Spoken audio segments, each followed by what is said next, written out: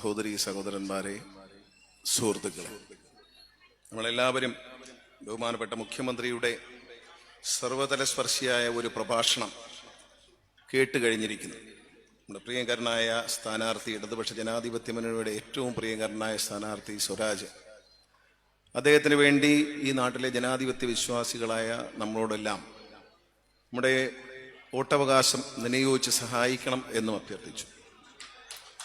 കഴിഞ്ഞ 9 വർഷക്കാലം കേരളത്തിലെ സാധാരണക്കാരൻ്റെയും പാവപ്പെട്ടവരുടെയും ദളിതരുടെയും മനോവികാരങ്ങളെ ഉൾക്കൊണ്ടുകൊണ്ട് കേരളത്തിനെ ഒരു നവയുഗത്തിലേക്ക്, ഒരു നവകേരളത്തിലേക്ക് നയിച്ച 9 വർഷം കൊണ്ട് കേരളത്തിൻ്റെ ചരിത്രത്തിലെ ഏറ്റവും വലിയ വികസനവും സാമൂഹ്യവും ഭൗതികമായ പുരോഗതി കൈവരിക്കാൻ കഴിഞ്ഞ ഇടതുപക്ഷ ജനാധിപത്യ മുന്നണിയുടെ സ്ഥാനാർത്ഥിയായിട്ടാണ് പ്രിയങ്കരനായ ശ്രീ സ്വരാജ് മത്സരിക്കുന്നത്.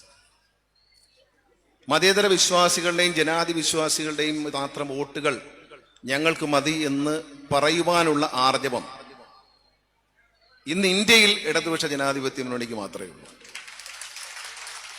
കേരളത്തിൽ മാത്രമല്ല, ഇന്ത്യയിൽ നമുക്കേ ഉള്ളൂ.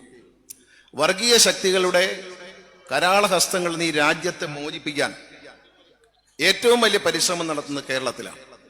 മറ്റെല്ലാ സ്ഥലത്തിലും വർഗീയ ശക്തികൾക്ക് സ്വാധീനം ചെലുത്താൻ കഴിയുമ്പോൾ അതിനനുവദിക്കാത്ത ഇന്ത്യയുടെ മൂല്യങ്ങൾ ഉയർത്തിപ്പിടിക്കുന്ന, നമ്മുടെ ജനാധിപത്യത്തിന്റെ മൂല്യങ്ങൾ ഉയർത്തിപ്പിടിക്കുന്ന, മതേതരത്വത്തിന്റെ മഹത്തായ ആശയങ്ങൾ ഉൾക്കൊള്ളുന്ന മലയാളി ഇന്ന് നിലമ്പൂരിൽ കണ്ടുകൊണ്ടിരിക്കുന്നത് മ്ലേച്ഛമായ പ്രചരണങ്ങളാണ്. മുഖ്യമന്ത്രി പറഞ്ഞതുപോലെ നമ്മുടെ എതിരാളികൾ നടത്തുന്നത് മ്ലേച്ഛവും നിന്ദ്യവും അതുപോലെ തന്നെ വളരെ നെഗറ്റീവായിട്ടുള്ള ഒരു പ്രചരണ പരിപാടികളാണ്. പക്ഷെ ഇടതുപക്ഷ ജനാധിപത്യ മുന്നണിയെ സംബന്ധിച്ച് നമ്മുടെ പ്രചരണ വിഷയങ്ങൾ ഈ നാടിന്റെ പുരോഗതിയാണ്. ഈ നാട്ടിലെ സാധാരണക്കാർക്കും ഈ നാട്ടിൽ ജീവിക്കുന്ന പാവപ്പെട്ടവർക്കും ഈ നാടിന്റെ പൊതുവികസനത്തിനു വേണ്ടി ഇടതുപക്ഷ ജനാധിപത്യ മുന്നണി ചെയ്തിട്ടുള്ള വികസന പ്രവർത്തനങ്ങളെ ഉയർത്തിപ്പിടിച്ചുകൊണ്ടാണ് സഖാവ് സ്വരാജിനായി നമ്മൾ വോട്ട് പിടിക്കുന്നത്. നമ്മുടെ എല്ലാം പ്രിയങ്കരനായ സ്ഥാനാർത്ഥി നിലപാടുകളുടെ രാജകുമാരനാണ്. ഇടതുപക്ഷം എന്ത് നിലപാടെടുക്കുന്നു ആ നിലപാടിനെ ഉച്ചസ്ഥായിയിൽ പറയാൻ തന്റെ പറഞ്ഞതുപോലെ സ്വരാജ് വിജയിച്ചു പോകേണ്ടത് സ്വരാജിന്റെ മാത്രം ആവശ്യമല്ല, ഇടതുപക്ഷ ജനാധിപത്യ മുന്നണി ആവശ്യമല്ല, ഈ നാട്ടിലെ ഓരോ നല്ലവരായ ജനങ്ങളുടെയും മനസ്സിന്റെ ആഗ്രഹമാണ്, ആവശ്യമാണ്. അതാണ് നമുക്ക് സാധിക്കാനുള്ളത്. 4 മിഷനുകൾ നടപ്പിലാക്കിയ ഇടതുമുന്നണി സർക്കാർ. വിദ്യാഭ്യാസ രംഗത്ത് നമുക്കറിയാം, കേരളത്തിൽ സ്വകാര്യ വിദ്യാഭ്യാസങ്ങൾ തഴച്ചു വരളുന്ന, സ്കൂളുകൾ തഴച്ചു വളരുന്ന ഒരു കാലഘട്ടത്തിൽ സെൽഫ് ഫൈനാൻസിങ് സംവിധാനങ്ങൾ സ്കൂളുകൾ മുതൽ കോളേജ് വരെ കേരളത്തിന്റെ വിദ്യാഭ്യാസ രംഗം പിടിച്ചടക്കുന്ന ഒരു കാലഘട്ടത്തിലാണ് 2016 സഖാവ് പിണറായി വിജയൻ നേതൃത്വം കൊടുക്കുന്ന ഇടതുപക്ഷ ജനാധിപത്യ മുന്നണി കേരളത്തിൽ അധികാരത്തിൽ വരുന്നത്. അന്ന് മുതൽ ഇങ്ങോട്ട് സാധാരണക്കാരന്റെയും പാവപ്പെട്ടവരുടെയും പട്ടികജാതിയിൽപ്പെട്ടവരുടെയും പട്ടികവർഗത്തിൽപ്പെട്ടവരുടെയും പണം കൊടുത്ത് മക്കളെ പഠിപ്പിക്കാൻ നിവൃത്തിയില്ലാത്ത സാധാരണക്കാരുടെ മക്കൾ പഠിക്കുന്ന സർക്കാർ സ്കൂളുകളെ അത്യന്താധുനിക നിലവാരമുള്ള സ്കൂളുകളായി ഉയർത്തുകയും അവർക്ക് ഏറ്റവും നല്ല വിദ്യാഭ്യാസം കൊടുക്കാൻ കഴിയുകയും ചെയ്യുന്നതാണ് ഈ സർക്കാരിന്റെ ഏറ്റവും വലിയ നേട്ടം. നമ്മുടെ വിദ്യാഭ്യാസ മേഖല തകർന്നു പോവുകയായിരുന്നു. UDF ഭരിക്കുന്ന കാലത്ത് കേരളത്തിലെ വിദ്യാഭ്യാസ ശ്രമങ്ങൾ അടച്ചുപൂട്ടി നഷ്ടത്തിൽ ഓടുന്ന, നമ്മൾ നഷ്ടത്തിൽ ഓടുന്ന സാധാരണ കടകളും കച്ചവടവും ബിസിനസ്സും ഒക്കെയാണ്. പക്ഷെ വിദ്യാഭ്യാസം സർക്കാരിന് നഷ്ടമാണ്. പൊതുജനങ്ങൾക്ക്, പാവപ്പെട്ടവരെ മക്കൾക്ക് നൽകുന്ന വിദ്യാഭ്യാസം സർക്കാരിന് നഷ്ടമാണ് എന്ന് കണ്ടെത്തി അത് അവസാനിപ്പിക്കാൻ ശ്രമിച്ചുകൊണ്ടിരുന്ന UDF നിന്നാണ് 2016 സഖാവ് പിണറായി വിജയൻ ഈ കയ്യിലേക്ക് ഈ നാടിന്റെ ചുമതല ഈ നാട്ടിലെ നല്ലവരായ ജനങ്ങളെ ഏൽപ്പിക്കുന്നത്. അവിടെ നിന്ന് ഇങ്ങോട്ട് കൃത്യമായ കണക്ക് പറഞ്ഞാൽ സ്വകാര്യ സ്കൂളുകളിൽ ഫീസ് കൊടുത്ത് പഠിച്ചിരുന്ന സാധാരണക്കാരന്റെ മക്കൾ, പണക്കാരനെന്നോ പാവപ്പെട്ടവനെന്നോ വ്യത്യാസമില്ലാതെ, ലോകത്ത് ജാതിമത വ്യത്യാസങ്ങളില്ലാതെ ഇനി അവശേഷിക്കുന്ന സോഷ്യലിസം, മതേതരത്വം അത് അവശേഷിക്കുന്ന ഒരേ ഒരു സ്ഥലം വിദ്യാലയങ്ങളെ ക്ലാസ് മുറികളും അവിടുത്തെ ബെഞ്ചുകളുമാണ്. അവിടെ മാത്രമാണ് ജാതി ഇല്ലാത്തത്, അവിടെ മാത്രം പണക്കാരനും പാവപ്പെട്ടവനും വ്യത്യാസമില്ലാത്തത്. ഈ സർക്കാർ എയ്ഡഡ് സ്കൂളുകളിലേക്ക് 5 ലക്ഷം കുഞ്ഞുങ്ങളെ സ്വകാര്യ സ്കൂളുകളിൽ നിന്നും മടക്കിക്കൊണ്ടുവരാൻ കഴിഞ്ഞു വന്നതാണ് സഖാവ് പിണറായി വിജയന്റെ നേതൃത്വത്തിലുള്ള 1ാം പിണറായി സർക്കാരിന്റെ ഏറ്റവും വലിയ നേട്ടം. നമുക്കറിയാം, അത് കഴിഞ്ഞ പ്രതിസന്ധികൾ മാത്രമായിരുന്നു ഈ സംസ്ഥാനം നേരിട്ടത്. 2018 മഹാപ്രളയത്തിന്റെ ദുരിതം നല്ലതുപോലെ അതിന്റെ വിഷമങ്ങൾ ഏറ്റവും കൂടുതൽ അനുഭവിച്ച ഒരു സ്ഥലമാണ് നിലമ്പൂരിലെ ജനങ്ങൾ.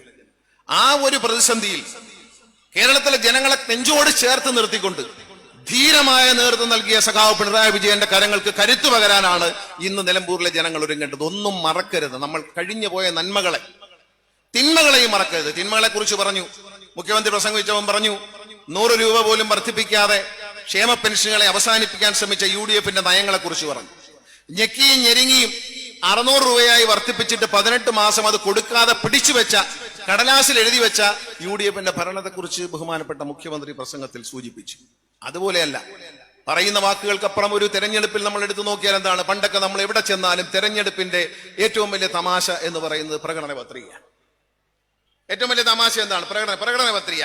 ജനങ്ങളെ പറ്റിക്കാൻ വാഗ്ദാനങ്ങളുടെ ഒരു പുസ്തകം ഇറക്കി എന്ന് പുച്ഛത്തോടെ ജനാധിപത്യത്തിൽ ഇന്ത്യ മുഴുവൻ ജനങ്ങൾ പറഞ്ഞിരുന്ന ആ പ്രകടന പത്രിക, അതിൽ പറഞ്ഞ കാര്യങ്ങൾ മുഴുവൻ ഏതാണ്ട് 100%, 99.9% കാര്യങ്ങളും ഒന്നാം പിണറായി സർക്കാരിന് നൽകാൻ കഴിഞ്ഞു ജനങ്ങൾക്ക്. ഇല്ലേ?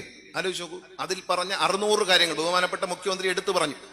രണ്ടാം പിണറായി സർക്കാരിന് വേണ്ടി കൊന്ന പ്രകടന പത്രികയിൽ ഏതാണ്ട് ഈ ദിവസം വരെ 4 വർഷം പിന്നിടുമ്പോൾ സർക്കാർ അതിലെ 95% കാര്യങ്ങളും കേരളത്തിലെ ജനങ്ങൾക്ക് വേണ്ടി വാഗ്ദാനങ്ങൾ പാലിച്ചുകൊണ്ട് നടപ്പിലാക്കി കഴിഞ്ഞു. ഇന്ത്യയിൽ ഏതെങ്കിലും ഒരു സർക്കാർ ഇന്ത്യയുടെ ചരിത്രത്തിൽ തെരഞ്ഞെടുപ്പിന് വേണ്ടി ഇറക്കിയ പ്രകടന പത്രിക എടുത്തു വെച്ചുകൊണ്ട് ജനങ്ങളോട് പറയുകയാണ്, നിങ്ങൾ ഈ പ്രകടന പത്രിക വിലയിരുത്തൂ, ഇത് നോക്കി മാർക്കിടൂ, ഇത് വെച്ച് നമ്മൾ പ്രോഗ്രസ് കാർഡ് പ്രസിദ്ധീകരിക്കാം എന്ന് പറയാനുള്ള ആർജവും ധൈര്യമുള്ളത് ഇടതുമുന്നണി സർക്കാരിന് മാത്രമാണ് ഇന്ത്യയിൽ എന്ന് അഭിമാനത്തോടെ ഓർക്കണം. ഈ സർക്കാർ ആരോഗ്യരംഗത്ത് കൊണ്ടുവന്ന പരിഷ്കാരങ്ങൾ നമുക്കറിയാം.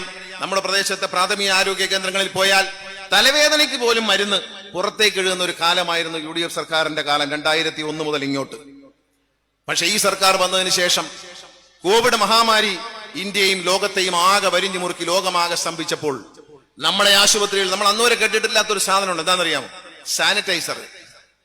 ഗ്ലൗസ് ഒക്കെ നമ്മൾ കണ്ടിട്ടുണ്ട്. സാനിറ്റൈസർ, ക്വാറന്റൈൻ ചെയ്യുക, ലോക്ക്ഡൌൺ ചെയ്യുക, ഇതൊന്നും നമ്മൾ കേട്ടിട്ട് പോലും ഇല്ലാത്ത കാര്യങ്ങളാണ് ഈ നാട്ടിൽ നടന്നത്. ആ സമയത്ത് എല്ലാവരും സാനിറ്റൈസ് ഉപയോഗിച്ച് കൈ ശുദ്ധീകരിക്കണം എന്ന് പറയുമ്പോൾ കേരളത്തിലെ ഓരോ പ്രാഥമിക ആരോഗ്യ കേന്ദ്രത്തിലും, താലൂക്ക് ആശുപത്രിയിലല്ല, ജില്ലാ ആശുപത്രിയിലല്ല, മെഡിക്കൽ കോളേജിലല്ല, പ്രാഥമിക ആരോഗ്യ കേന്ദ്രങ്ങളും അന്ന് സാനിറ്റൈസർ ഉണ്ടായിരുന്നു. അത്രത്തോളം കൃത്യമായി മരുന്നുകളും സാധനങ്ങളും വാങ്ങി സൂക്ഷിച്ച് സാധാരണക്കാരായ ജനങ്ങൾക്ക് രാവിലെ 9 മണി മുതൽ വൈകിട്ട് 7 മണി വരെ ഡോക്ടറെ നൽകിക്കൊണ്ട് പൊതു ആരോഗ്യ രംഗത്തെ കൈപിടിച്ചുയർത്തിയ സർക്കാരാണ് സഖാവ് പിണറായി വിജയൻ നേതൃത്വം കൊടുക്കുന്ന ഇടതുമുന്നണി സർക്കാർ എന്ന അഭിമാനത്തോടെ ഞങ്ങൾക്ക് പറയാൻ കഴിയും. എവിടെയും പറയാം. ശരിയല്ലേ? കോവിഡ് വന്നു. ഇന്ത്യയുടെ തലസ്ഥാനമായ ഡൽഹിയിലടക്കം BJP ഭരിക്കുന്ന സംസ്കാരങ്ങളിൽ, മറ്റു സംസ്ഥാനങ്ങളിൽ ഒരിറ്റ് ഓക്സിജൻ കിട്ടാതെ ശ്വാസം മുട്ടി മനുഷ്യൻ മരിക്കുന്ന കാഴ്ച കണ്ടവരാണ് നമ്മൾ. ദൃശ്യമാധ്യമങ്ങളിലൂടെ ഡൽഹിയിലും മറ്റും ആശുപത്രിയുടെ മുറ്റത്ത് വന്ന് കിടക്കാൻ സ്ഥലമില്ലാതെ ഓക്സിജൻ കിട്ടാതെ ഓട്ടോറിക്ഷയിലും സ്കൂട്ടറിലും കാറിലും ഇരുന്ന് ശ്വാസം മുട്ടി മരിച്ച മനുഷ്യ ജീവനുകൾ കണ്ടവരാണ് നമ്മൾ. കേരളത്തിൽ അങ്ങനെയാണോ? മരിച്ച ഓരോരുടെയും മൃതദേഹത്തിന് ആദരവ് നൽകി കൃത്യമായി അവരുടെ സംസ്കാര ചടങ്ങുകൾ നടത്താൻ നമുക്ക് കഴിഞ്ഞു. എല്ലാ പരിമിതികളെയും മറികടന്നുകൊണ്ട് നമുക്ക് കേരളത്തിൽ ഈ ഒരു കോവിഡ് മഹാമാരിയെ നേരിടാൻ കഴിഞ്ഞു.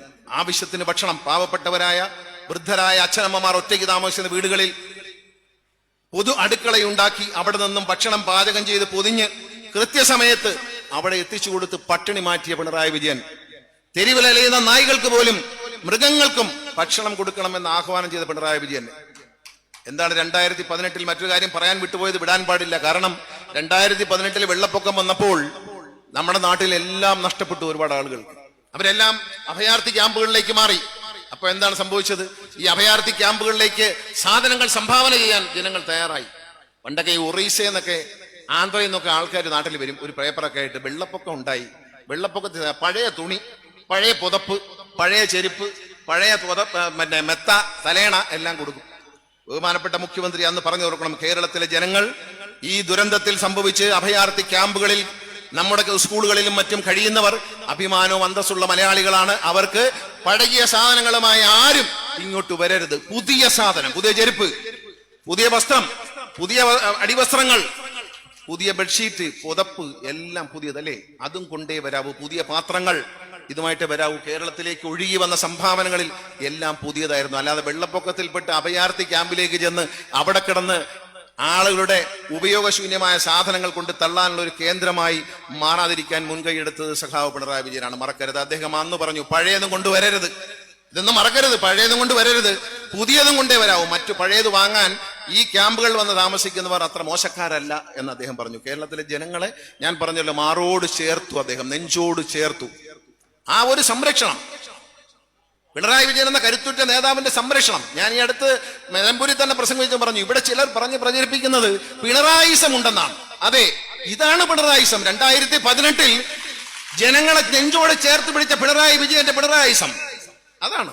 2019 കോവിഡ് മഹാമാരിയിൽ ലോകം സ്തംഭിച്ചപ്പോൾ കേരളത്തിലെ ജനതയെ നെഞ്ചോട് ചേർത്ത് പിടിച്ച് കൈ കൊടുത്തു നിർത്തി ഒറ്റക്കെട്ടായി രക്ഷിച്ചെടുത്ത, മരണത്തിൽ നിന്ന് രക്ഷിച്ച പിണറായി വിജയന്റെ കരുത്താണ് പിണറായിസം.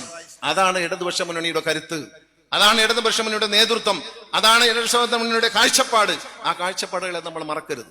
എല്ലാ രംഗത്തും, ആരോഗ്യ രംഗത്ത്, വിദ്യാഭ്യാസ രംഗത്ത്, സമഗ്രമായി റോഡുകളുടെ വികസനത്തിന്റെ കാര്യത്തിൽ ഒക്കെയും പുരോഗതിയിലേക്ക് കേരളത്തിലെ നയിച്ചത് ഇടതുപക്ഷ ജനാധിപത്യ മുന്നണി സർക്കാരാണ്. സുരാജന്റെ പ്രസംഗത്തിൽ അദ്ദേഹം പറഞ്ഞു, ഒരു ചരിത്രം എടുത്ത് പരിശോധിച്ചാൽ, കേരളത്തിൽ ഭരിച്ച രാഷ്ട്രീയ പ്രസ്ഥാനങ്ങളുടെ മാറി മാറി വരുന്ന സർക്കാരുകളുടെ ചരിത്രം എടുത്ത് പരിശോധിച്ചാൽ കേരളത്തെ ഏറ്റവും വലിയ നിലയിലേക്ക് കൈപിടിച്ചുയർത്തിയ കേരളത്തിന്റെ കരുത്തുറ്റ ഭരണം എന്ന് പറയുന്നത് ഇടതുപക്ഷ ജനാധിപത്യ മുന്നണിയുടെ ഈ 9 വർഷത്തെ ഭരണമാണ് എന്ന് നമ്മൾ അഭിമാനത്തോടെ പറയാൻ നമുക്ക് കഴിയും.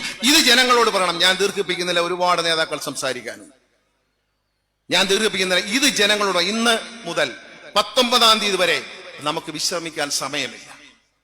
നമ്മുടെ വാക്കുകളിൽ, നമ്മുടെ പ്രവൃത്തികളിൽ, നമ്മുടെ ഫോൺ സന്ദേശങ്ങളിൽ, നമ്മുടെ അയൽവക്കക്കാരോട്, സുഹൃത്തുക്കളോട്, ബന്ധുക്കളോടൊക്കെയും നമ്മൾ പറയേണ്ടത് സ്വരാജിനെ അരിവാൾ ചുറ്റിയ നക്ഷത്രം അടയാളത്തിൽ വോട്ട് ചെയ്ത് വിജയിപ്പിക്കണം. ഇത് നമ്മുടെ ആവശ്യമാണ്. സ്വരാജിന്റെ വിജയം നമ്മുടെ വ്യക്തികളുടെ വിജയമാണ്, പാവപ്പെട്ടവന്റെ വിജയമാണ്, സാധാരണക്കാരന്റെ വിജയമാണ്, മതേതര വിശ്വാസികളുടെ വിജയമാണ്. ഇതാണ് പറയേണ്ടത്.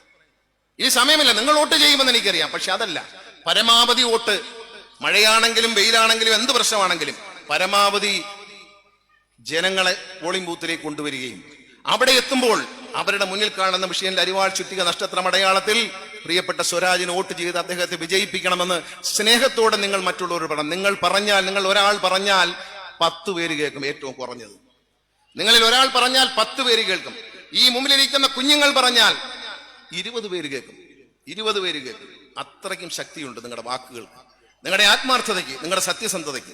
അത് മുൻനിർത്തിക്കൊണ്ട് ഇനിയുള്ള ദിവസങ്ങൾ 19-ാം തീയതി പുലരുന്ന അവസാനിക്കുന്നവരെയും, പോളിംഗ് അവസാനിക്കുന്നവരെയും എല്ലാ മര്യാദകേടുകളും കാണിക്കാൻ കഴിയുന്നവരാണ് നമ്മുടെ എതിരാളികളെന്ന് മനസ്സിലാക്കിക്കൊണ്ട്, എന്ത് വൃത്തികേടുകളും പ്രചരിപ്പിക്കാൻ, എന്ത് അസത്യവും പ്രചരിപ്പിക്കാൻ ലജ്ജയില്ലാത്തവരാണ് നമ്മുടെ എതിരാളികളെന്ന് മനസ്സിലാക്കിക്കൊണ്ട് നമ്മൾ വളരെ കരുതലോടെ മുന്നോട്ട് പോകണം. ഓരോ വോട്ടും വിലപ്പെട്ടതാണ്.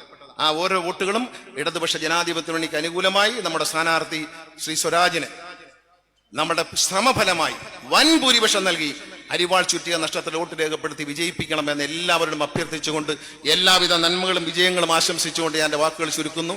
നന്ദി, നമസ്കാരം, ജയ് ഹിന്ദ്.